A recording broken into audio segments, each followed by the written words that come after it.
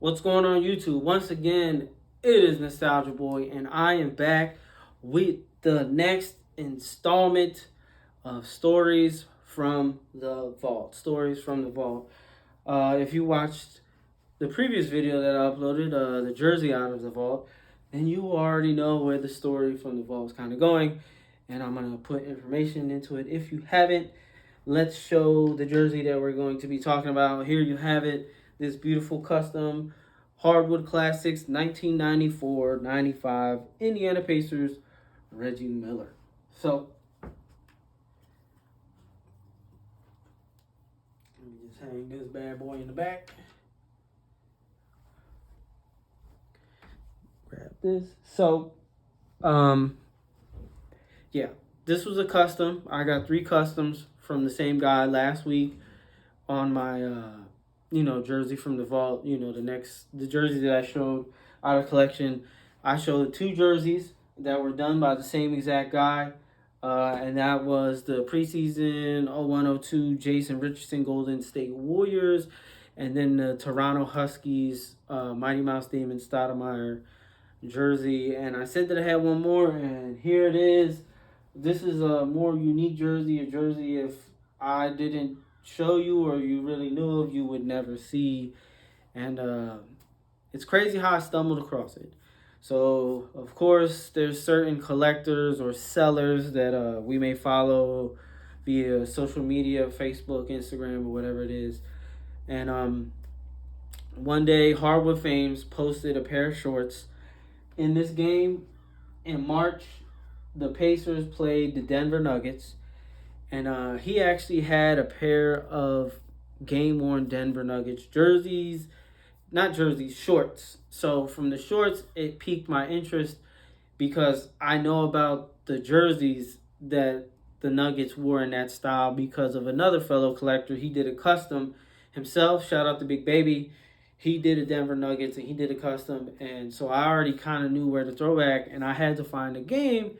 And when I found the game, I saw the Pacers wearing some crazy jerseys. So from seeing the picture of the Nuggets and the Pacers and what the Pacers were wearing, I knew I had to have a Reggie Miller. Of course, you could do Rick Smits, some other fan favorites for some other people. But for me personally, it had to be Reggie. Mark Jackson was also in that game, played in that game.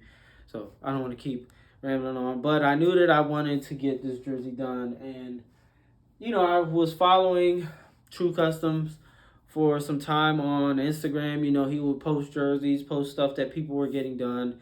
And, started to talk and have conversation and about what jerseys I wanted to get done. And this was something that he agreed that he could do. He actually said he really enjoyed doing this jersey because it was something not the norm or something that he was usually doing. And through the process, we were able to acquire all the stuff that we needed so that we could make this jersey happen. So let's get to a little bit of the... So, as stated, here we have it. We have a Getty Images picture. There goes Mutombo and Mark Jackson. And there goes Mark Jackson wearing that beautiful Pacers jersey. Go over here. Sorry, but I have no idea who that is for the Pacers. But I do know that is Chris Jackson, a.k.a., Abdul Rauf, Mahmoud Abdul Rauf, my bad. Right there wearing number 1. So eventually I would like to get a custom of this jersey, but I would need some more better shots of the Denver jersey. So, we have a clear shot of the front of the jersey, the numbers, and whatnot. So, but the only thing is, who knows? That might be Reggie back there. That might be Mark Jackson. But there's no picture of Reggie necessarily wearing this jersey. And, the other thing you could do is just check the box score. So next picture up, as me and him were talking and discussing his jersey, he was able to find, I don't know how, because I couldn't find this. He was able to find a whole set, but it was, they customized it wrong color.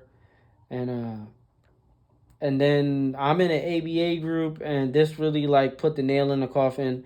and also helped me find the font for how they wore it on the back of the jersey, because that was the one thing you couldn't really see, but by people who go through and do this stuff, you know what I'm saying. So it's kind of hard to explain.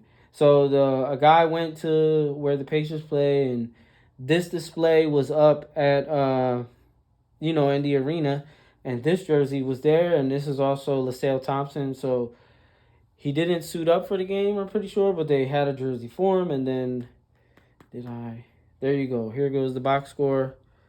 And Reggie only scored 10 points. But there goes Rick Smits, Mark Jackson. So, not a spectacular performance for Miller, but at the end of the day, Reggie Miller is still that dude. So, after doing all the homework, finding the box score stats, because they played Denver twice that year. So, regardless, Reggie Miller played in both games. So, that guaranteed that he wore this jersey and he suited up in this jersey. The little bit of controversy that I mentioned, which also affirmed, reaffirmed that he wore this jersey. When I got this jersey, I wanted to wear it. I showed it off. The following day, a collector from over in China or Taiwan was complaining because when Champion did their 50th season screen print jerseys, where they made like Wilt Chamberlain, Dr. J, and they made all those jerseys, they made the Reggie Miller jersey just like this screen print. They're really rare screen print, but it had the gold logo, which was wrong. And he was basically complaining, why would Champion make a mistake and put the gold logo on the jersey? The reason why the gold logo is there is because Champion was producing those jerseys specifically for the 50th season. The gold NBA logo, that's why they have it on the 50th season.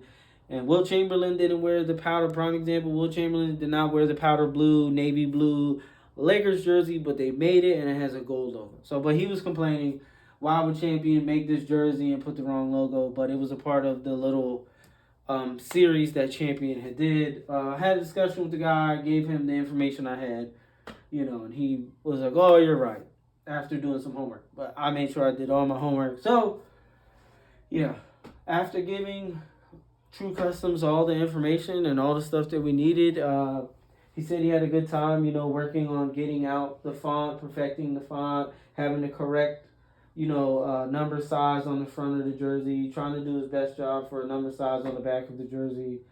And, especially this part in the pictures, we had to get real close. The yellow part right here, which is,